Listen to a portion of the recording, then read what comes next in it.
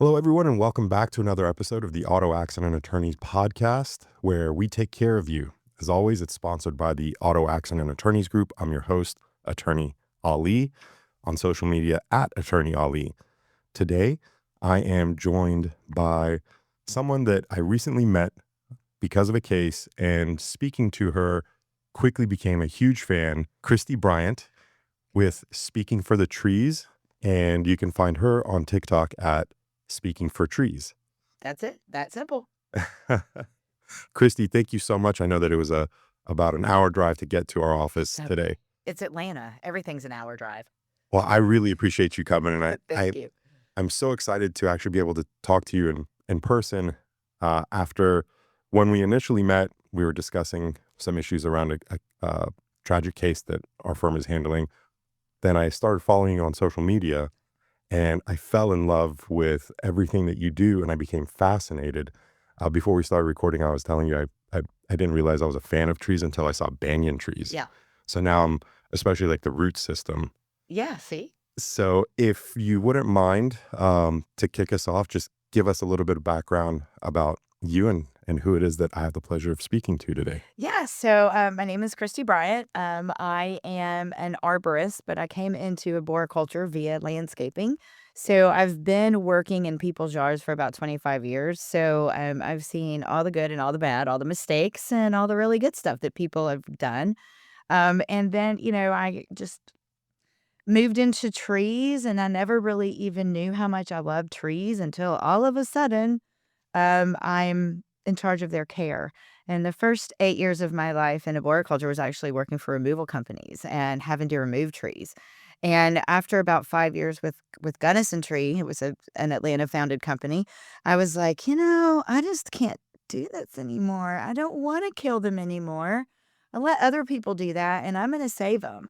So, because of my relationship with Gunnison, or my job with Gunnison, it was we had a book of builders that we did tree removals for. So it was easy to just get involved with them and start writing their prescriptions because, yes, I write prescriptions on trees. Isn't that fun? So started getting involved with builders and writing prescriptions on trees and actually getting to do the nitty gritty every day of getting to save trees. I mean, I actually go out and do my own treatments and do the fun stuff to do with trees. I do a lot of tree inventories. So, I get paid to walk around the woods and hug trees. Literally, my hug is 18 inches. So I walk around the woods hugging trees. So it's a hard life I live, self-employed, and I love to travel. And trees are what most people don't understand about trees is trees are very cultural.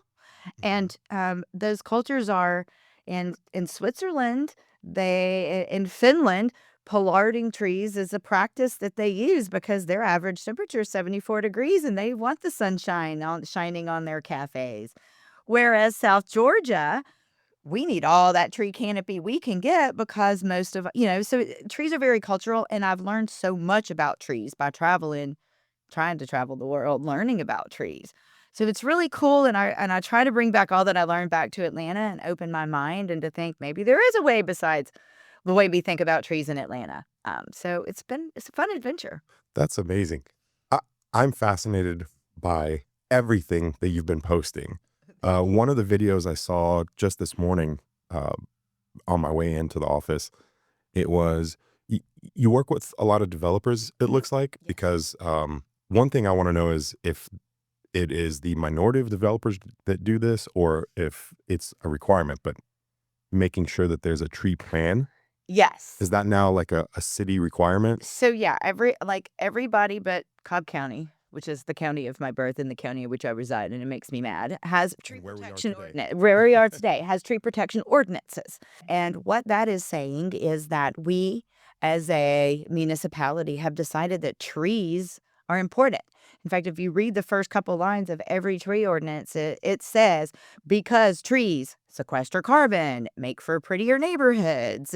That's the reason the municipality decides to protect trees. So inside of a tree protection ordinance, that could be anywhere from protecting you from removing trees in your own yard, that you have to prove it's bad before you remove it. Or it could be if you're going to build a new house or add a pool, then you have to have an arborist involved to verify what's on site, to verify what's going to be impacted. In a lot of ways, this protects your neighbors or protects you as a neighbor from the construction next door, because they can't just do they have to protect your tree while they're doing construction on it. And for us out here in the land of no protections, like my neighbor came in, I woke up one morning and there's, big machine sounds, and I go running outside and he's cut, I don't know, probably 30 inches away from the trunk of a huge poplar tree that is 5 foot away from my bedroom. And there's roots 5, 6 inches tall being dug up. And I'm like, what the freak are you doing? You can't do that. You're going to kill us. And that wouldn't have happened. Technically, it wouldn't have happened if we were in an area where somebody bothered to care about our trees and protecting them Right. and protecting us. So on the clip that I saw, it looked like it was new development. Yeah. And you had brought someone out. For the first thing that you showed, you had a high-tech piece of equipment. It was an orange bucket. Yeah. And then you had brought someone out, and I couldn't follow along. From what I understood, you were making it so that the tree would stop growing. Yeah. Tell me about that. Okay, so it's really cool. So trees have energy buckets, okay? So trees have a certain amount of energy that they can expend, and it has different places where it goes. It has to defend against decay. It has to defend its leaves against fungus. It has to defend. It has to stand up straight. It has to grow, has to reproduce. It has all these things, but it's basically 4 energy buckets that it has. And one of those energy buckets is growth, okay? So in the fall, trees are putting their energy into root growth, and in the summer, summer, it's spring, it's flowering, summer, it's growing and branch elongation. So if I can shut down one of those energy buckets by 70%, then I have increased the energy that the tree has by 35% in the other bucket areas, right? So if we know that we are going to impact the critical root zone, which what that means is we are going to remove whatever percentage of those roots. So in the city of Atlanta, if you're impacting a tree more than 20%, you have to have an arborist involved. So 20 is about the cutoff, right? So if we're going to impact a tree by more than 20%, we're harming it. What happens is we apply the chemical, plant growth regulator, that shuts down the tree's need to grow at the top. So it can then redistribute the energy and use all of that saved energy to replace the feeder roots that we just cut off or compacted or removed in some way from the tree. That's fascinating. I know. Thank you, scientists. Thank you, tree scientists. Unbelievable. I know. I've got 2 questions. Okay. One, how do you measure percentage? How do you know you're impacting 20% of the roots? Great. Good question. Critical root zone is a mathematical formula based on that tree ordinance's math, okay? So each tree ordinance, it's based on the diameter of the tree. When we talk about trees, we don't talk about trees in height. We talk about trees in DBH, or diameter at breast height. So 4.5 feet from the ground, because everybody's breasts are different. It's 4.5 feet from the ground, from grade, is where we measure a tree. So if it's a 20-inch diameter tree and that ordinance says it's 1 foot per inch, then that radius circle is 20 feet that has to be protected. So I see. Technically in nature, think about it just being drip line to drip line, and that would be the critical root zone. So that if you're working out in your front yard this weekend and you want to lay some sod and you want to think, oh, Christy, where am I? Take that whole canopy, drip line to drip line, make that your 100%, and then, figure out what you're removing. When you're saying drip line, that is the furthest point out that the roots are going in the ground? Yes. It's the furthest branches where the leaves are. Oh, I see. So you measure by looking up, actually. No, we measure the diameter, okay, technically. And then when we're doing a site plan, a technical builder site plan, it's going to be whatever that ordinance is. It's going to be a circle on a site plan. So there'll be a dot where the tree trunk is, and then it'll be a circle around it. And that circle is a critical root zone. So then the site planner is like, okay, my house is going to go here. So it's going to go 30% into that critical root zone. So now we have an arborist involved because my house foundation's going under that tree. I never, when the leaves fall in the fall and then winter is there, everything looks dead. I never had given consideration to the fact that the tree is still alive and using its energy. It's just using its energy underground to have a stronger root system. I thought it was just dormant. I thought it was like a bear in The- hibernation. Most of them are dormant in winter, but in fall, which is fall's the best time to plant trees, the best time to fertilize trees. It is not the best time to prune mature trees in your cities. So fall, I think fall is good for underground for your trees. I see. I want you to do your above ground stuff in the winter if you can, in the winter or spring. So spring is okay. Spring is okay. As long as is the cutoff, as long as it hasn't started new growth up top. So there's two different schools of thought, okay? And so this one school of thought is the tree is dormant, and so is everything else that could be harmful to the tree. So all of our fungal spores are dormant, all of our mean little bugs that could attack tree are dormant, so nothing can attack the tree. But the tree also isn't awake to defend itself. So there's the one school of thought. And up until about the past 6 months, that was my school of thought. And then, you learn and you read. And I read an article and I was like, because I had always thought in the back of my mind, but it's not awake. It can't seal wounds. Like and then I read this article and it was talking about how it's not really great to prune in the winter because the tree can't seal wounds. So trees have this really cool process. It's a 4-step process when they're wounded or when they're damaged. Okay. And part of that process is building up chemicals. So if everybody's going to go out this weekend and look at their firewood. So if you're ever looking at firewood, okay, and you see those cool black lines of delineation inside of the wood, and you notice like one side is really pungy and the other side is really strong, that is the tree that's the tree chemicals fighting the funguses from the environment. And there's this trees are constantly fighting, constantly defending themselves, constantly trying to stay upright and healthy. It's their own tree antibodies in a sense. Absolutely. That's amazing. Yeah, they're pretty cool. So when did we have the technology to have these chemicals or these medicines, I don't know what to call them, to be able to? So most of tree care started like in the 80s. And the plant growth regulator that we used was actually developed by the utility industry. Actually, no. Okay. That was actually developed to be a systemic fungicide. Okay, so leaf funguses period are hard to deal with. You ever had mold in your house? Right? Funguses are just hell. So imagine taking it outside and trying to deal with a fungus outside where you can't control anything. So the best way that we can deal with any kind of plant issues is systemically, to get the chemicals straight to the place where we need it. Systemic insecticides, think about it. We're getting it straight to where the insect bites it, and then the insect's getting it. There's not a lot of environmental implications because we're not just spraying something around. So systemics is really the way to go. But there wasn't a good systemic fungicide. So the industry developed this thing. Well, it wasn't very effective as a systemic fungicide. In fact, there's only one that's proven any really good things, and it's not yet out on the market. Come on, FDA, get off your butts. We need this approved. But they noticed that it actually held back the growth of the plants. And so then the utility industry's like, hey, we need you.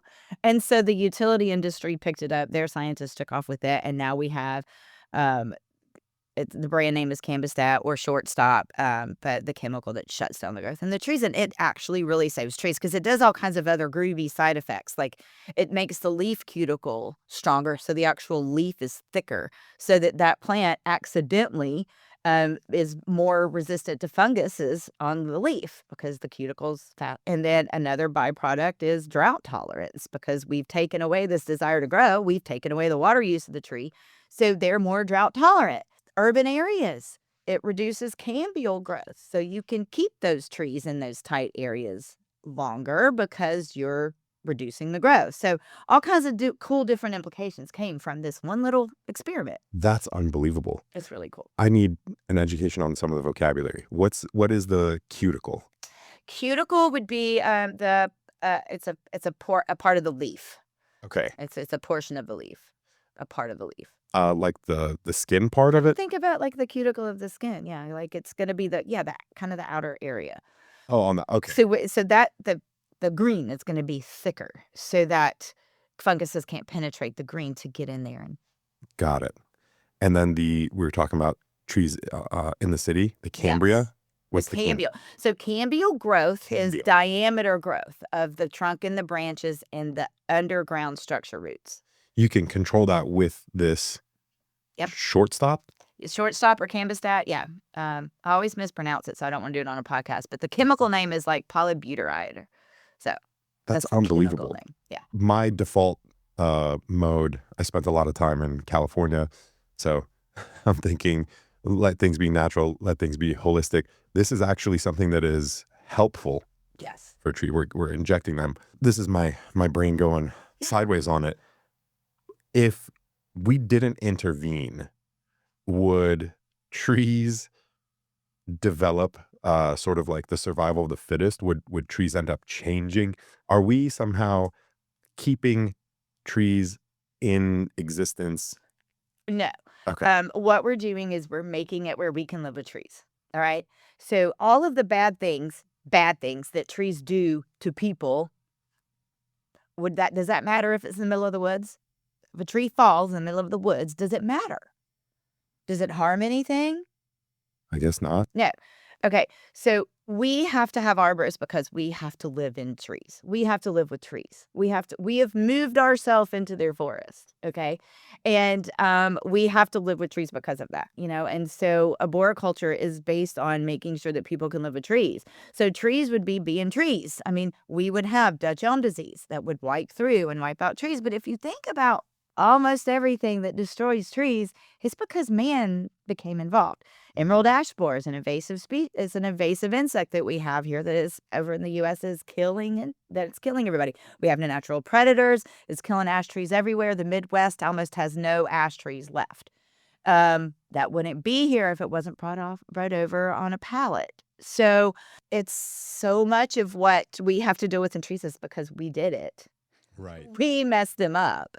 So then we are having to treat for emerald ash borer because we brought emerald ash borer over. So this solution that my feeble mind, not knowing anything about trees, where I was thinking, well, we're intervening maybe where we shouldn't. We're actually intervening because we've created the problem.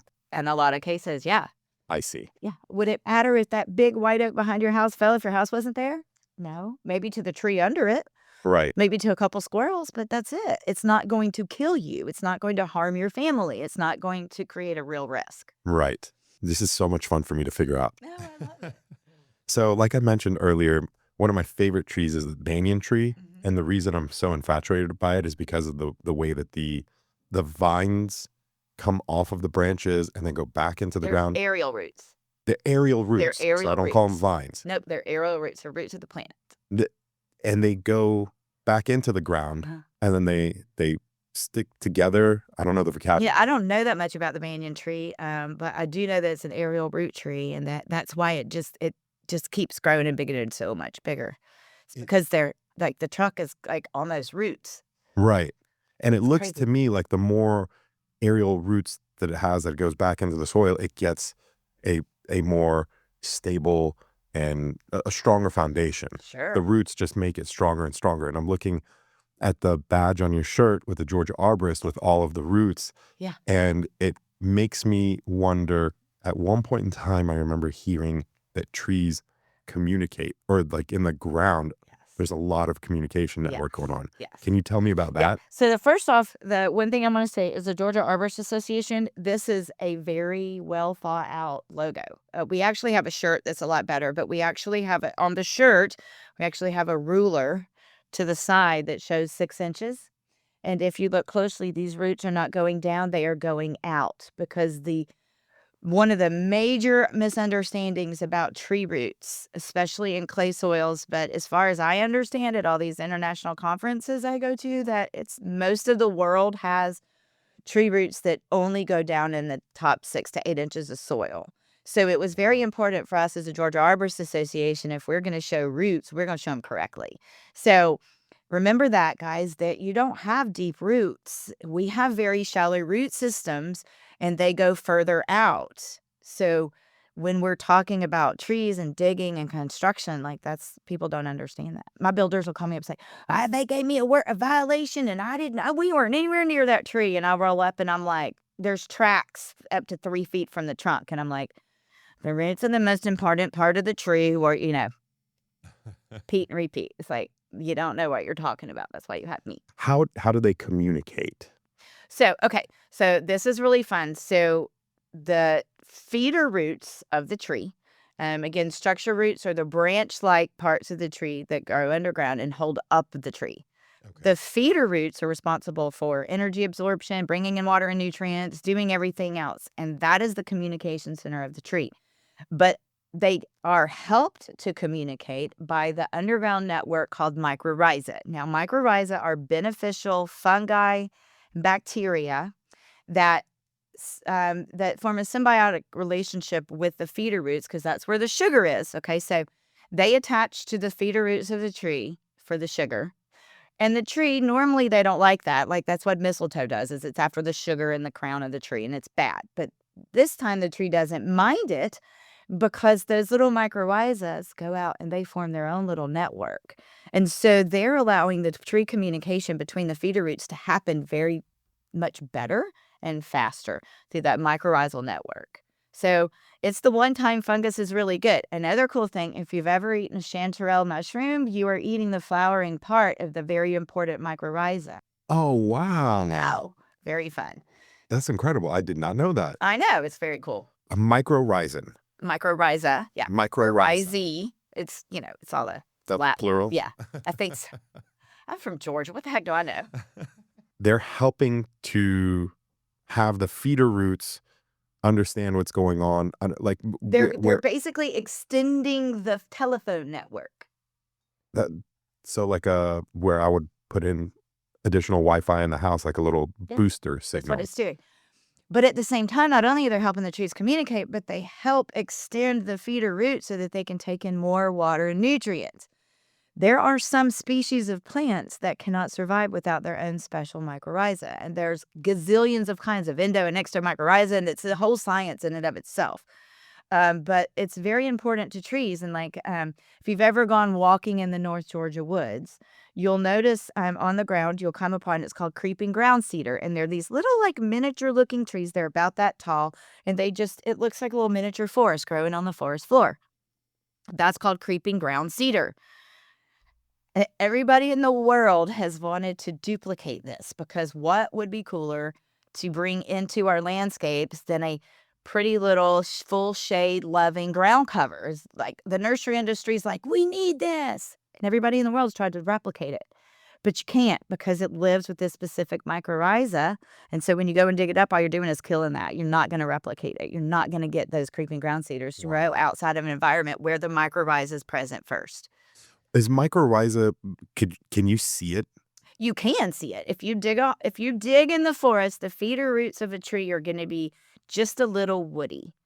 And the mycorrhiza are going to be white, and they're not going to be woody at all. They're going to be they fall apart kind of when you touch them, but that's mycorrhiza. They will literally physically attach to the feeder root and extend the feeder root. Yep. But it's a completely separate organism. Yeah, completely separately. Yeah. That's fascinating. I know. That's pretty cool. We live in a really cool world. Is it true that if there's a tree that is sick or not getting enough nutrients, that other trees nearby will shut down their own supplies so that sick tree gets more? Of course, I don't know the science behind this, but if you really want to read about this, The Hidden Life of Trees by a German forester. And then there's another book by a Canadian forester, and she was the one responsible for they were actually able to see how fast trees respond. So yes, there is scientific evidence that proves that they don't shut down there because they have to get their energy, they share. So they don't shut down what they're doing, they just share what they have. They're sharing their resources. I see. I wish I had some mushrooms right now to... I know. The good kind. Well, the other good kind. I love this conversation. Yeah. So it is springtime now. This was an awesome education. Thank you.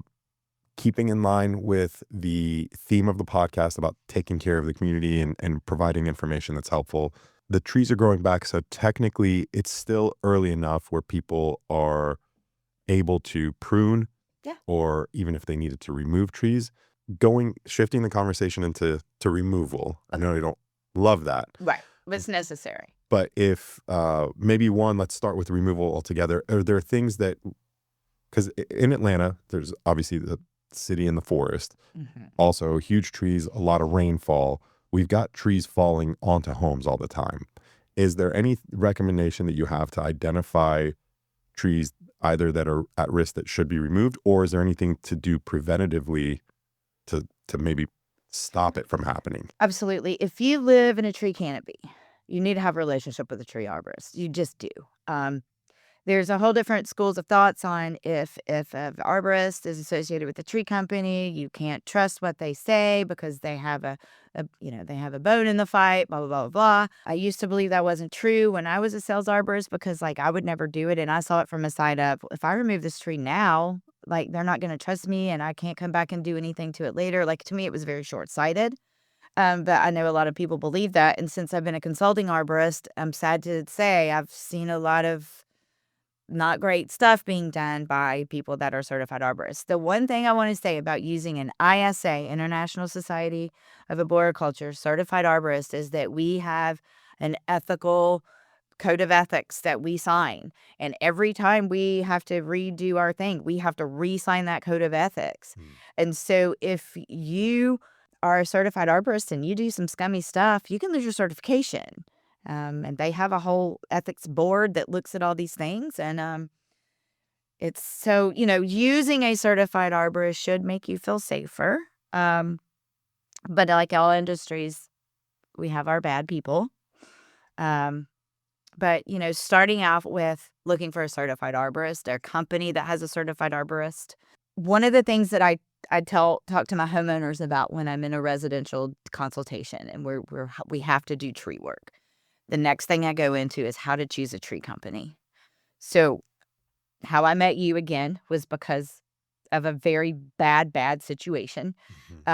Because the people didn't bother to do their homework. The homeowner said, I don't even know his name. I just pick up the phone and I call him because the whole neighborhood uses him, which means the whole neighborhood never bothered to check to see if this guy had the minimum that is required by OSHA rules to do tree work.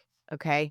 And or inside of the ANSI standards. So every industry has the American Industry Safety Standards, the ANSI standards. If your safety glasses have to be ANSI certified for your, this is our safety certification thing. Okay. So inside of tree work, we have the ANSI CE 133, which is safety. And that covers what is the standards for safety inside of the industry. So if you're working in a place that has a tree ordinance, they better be doing work according to both the ANSI safety standards and the ANSI standards for how to do tree work.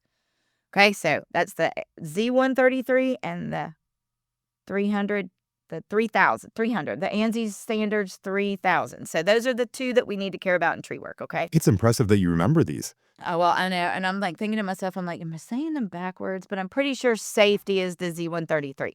So in this Z133 safety thing, it says things like, we need to have 2 climbers on site in case one needs to rescue another one out of a tree.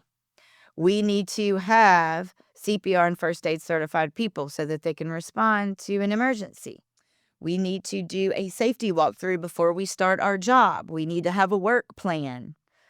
We need to have cones behind a chipper. We don't need to leave a chipper running when we're not there so a little kid doesn't walk in and jump in. I mean, these rules, hearing protection, eye protection, chainsaw chaps, all of these are covered.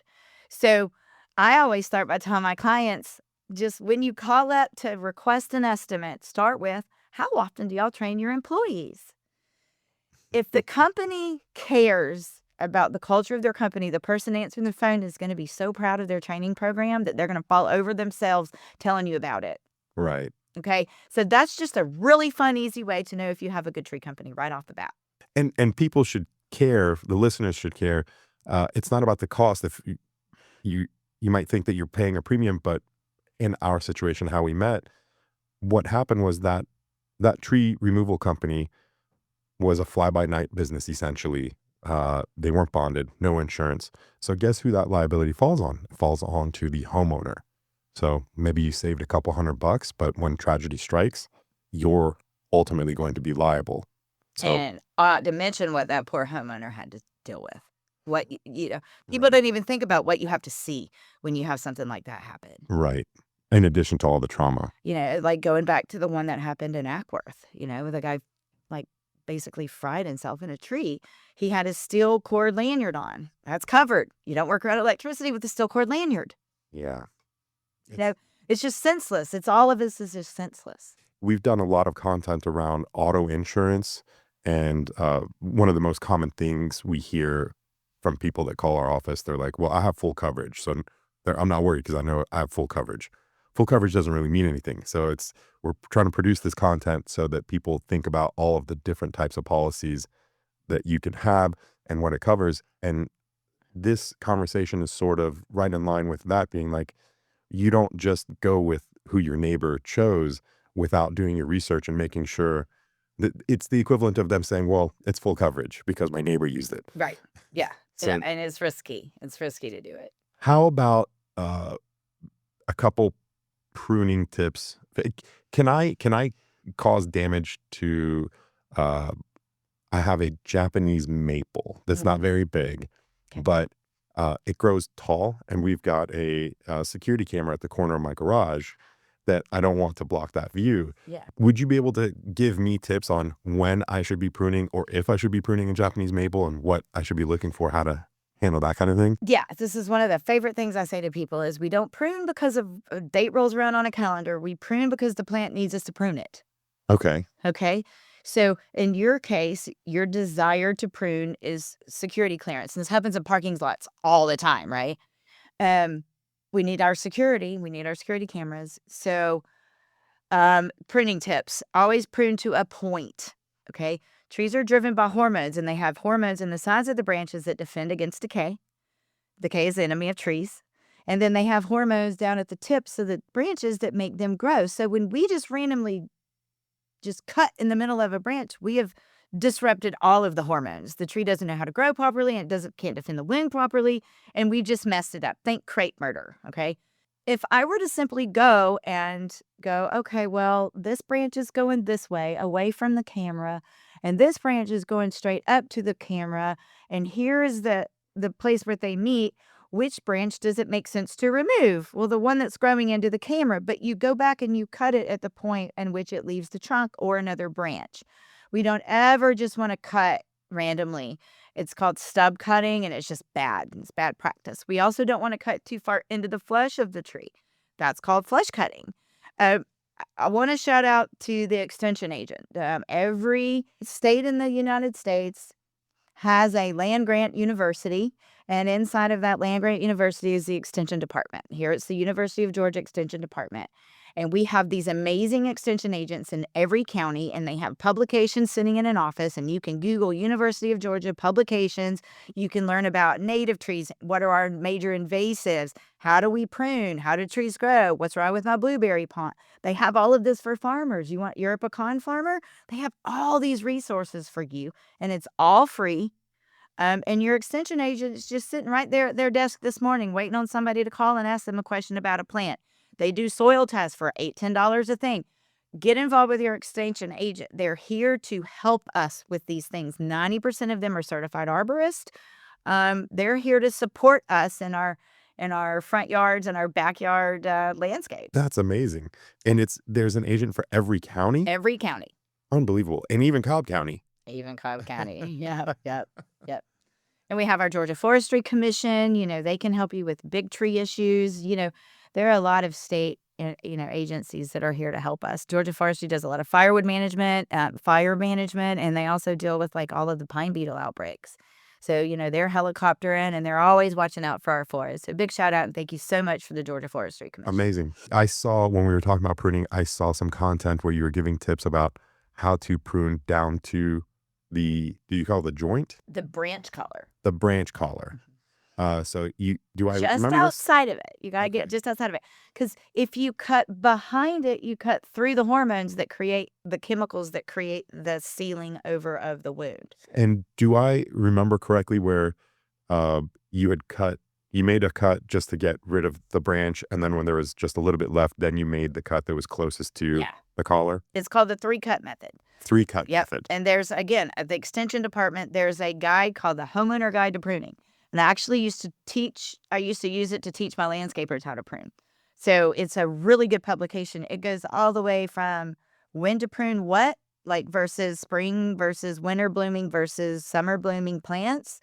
Because like if you go out right now and you prune your azaleas, you just cut off all your blooms for this year. So it's important when we prune. They talk about what pruners to use, when to use the bigger ones, when to use the smaller ones. It's just a great, great guide. And I mean, it's so good that that's what I used to teach with. That's amazing. Having that, the information that guide exists, I think that was worth the price of admission alone. Right. That's the biggest thing I've learned today. No, it's a really cool document. Christy, you've been an amazing Thank you. guest, and I've loved the conversation. Is there anything that you feel like we didn't discuss that you would feel remiss by not sharing with our listeners? So I want to make everybody understand that there is not licensure in tree care in most states. There are only 9 states that have licensure in tree care.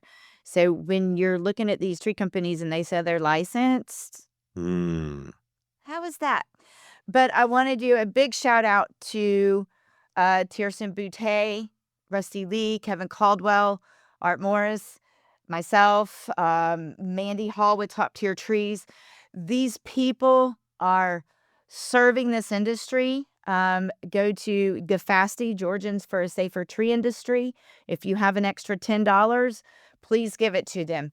We, as an industry, are fighting to have licensure inside of our industry, which nobody does. That's unheard of. Nobody would do that. We are doing this because people are dying. And homeowners are getting bad work done, and trees are being lost because of bad things happening.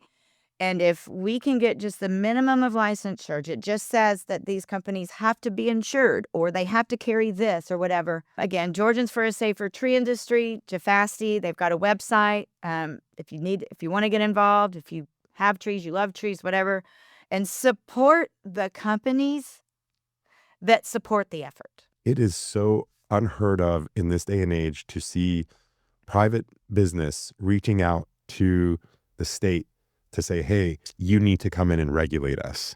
Yeah, well, not every industry is the deadliest industry, year after year after year. I don't know of another person. My sister's an ER nurse, and she's the only other person I know that probably has to get the phone calls that I get. I mean, it's like, this person died, this person cut themselves out of a tree, this person did this, another fun thing. We have, all their local chapters have a tree climbing championship. And if you haven't had the opportunity to see tree climbing happen, it's a wonderful, fun thing to do. And your support for us matters a lot. I'm the chairperson of the Georgia Arborist Association Tree Climbing Championship and have been for 8 years. No, I don't climb, but I am passionate about climbers because they are the ones that take care of our trees. They are the ones that make all of us money in the industry. They're the ones that risk it all to keep us safe. Every year, we have a tree climbing championship, and we have 45 men and women that compete in timed events that are just incredibly fun to watch. Like the most fun one is aerial rescue. So they are on the ground, and there is a 180-pound dummy in a tree, and they're giving us rescue scenario. Buddy up there was trying to rescue a cat, and he reached too far, and he fell, and he's trapped on the branch, and he's not conscious. I haven't gotten him to talk to me. And they pretend to be the rescuer walking up, and then so they have to walk through the entire scenario. They have to talk. They have to ask somebody to call 911. They have to talk to 911 when they get there, while they're getting themselves in the tree to attach themselves to the real life-size dummy that they have to get on the ground. Because we do have to do these rescues. These are the rescues that saves lives. Tree industry is a production industry. We are still all here to make money, but we have to be safe. So the climbing competitions are all timed events that get it done fast, but they're all safety. If you drop your safety glasses, you're disqualified. Like, it's all about safety. So it's a lot of fun. If you can see one advertised, get out and go, because they're a blast. We will absolutely attend, we'll sponsor, do whatever we can. Awesome. We'll get the word out. Again, you are so passionate about your work, and I think that you have surrounded yourself with a lot of really great people in the industry. Looking at the fact that you've taken this fun competition as the premise, but in reality, what's going on is it's its own informal certification program. It's a reinforcing the safety standards, and I love you're taking care of people. I try to. So it's you're And right. trees. And trees, and the trees take care of us. Yes, absolutely. Well, that's amazing. Christy, thank you so much. Thank you. We'll make sure to get all of your links out, and you guys subscribe to the channel. Please subscribe to @SpeakingForTrees. She's got great content on TikTok, and we will see you on the next episode. Take care, everybody. Thank you.